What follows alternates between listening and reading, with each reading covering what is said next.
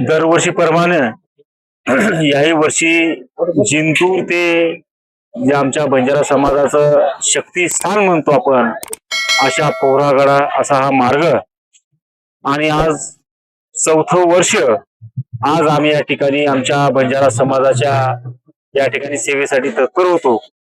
आणि दरवर्षी आम्ही या ठिकाणी अन्नदान करत असतो. त्याच पद्धतीने आज या ठिकाणी अन्नदान करण्यात आलं.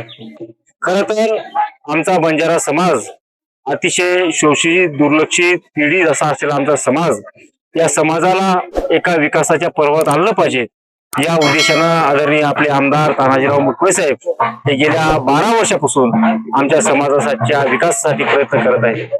खर तर 2014च्या अगोदर आमचे पूजनीय डॉक्टर रामराव बापू यांचा आशीर्वाद घेण्यासाठी आमचे काही बंजारा समाजाची मंडळी आदरणीय आमदार साहेबांना घेऊन गेली होती.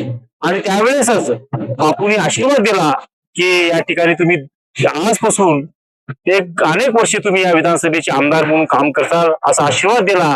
आणि त्यांनी आशीर्वाद देत असताना आपण आमदार झाल्यानंतर आमच्या बंजारा समाजाला आपण कधी वाऱ्यावर सोडू नका आणि आमच्या बंजाऱ्याचा विकास झाला पाहिजे असा सुद्धा त्यांनी आशीर्वाद दिला.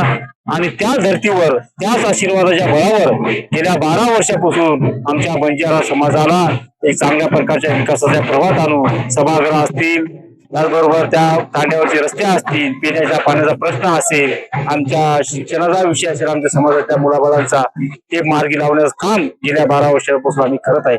खरं तर देवदेवतांचा आशीर्वाद माणसाच्या पाठीशी असल्यावर निश्चितच अनेक संकट या ठिकाणी संकटाला सामोरे जात असतो.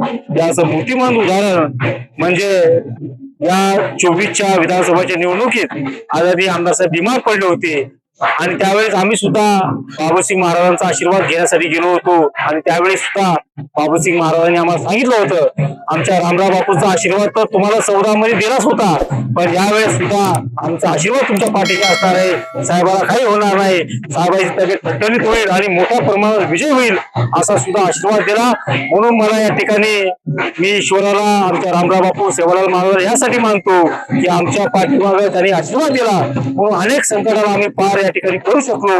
हा आशीर्वाद मानून या पुढील काळात सुद्धा आमच्या परिवाराला अशीच आपली सर्वांची बंजारा समाजाची सेवा आमच्या हातून घडत राहो ही मी रामराव बापू चरणी आणि सेवालाल महाराज चरणी प्रार्थना करतो.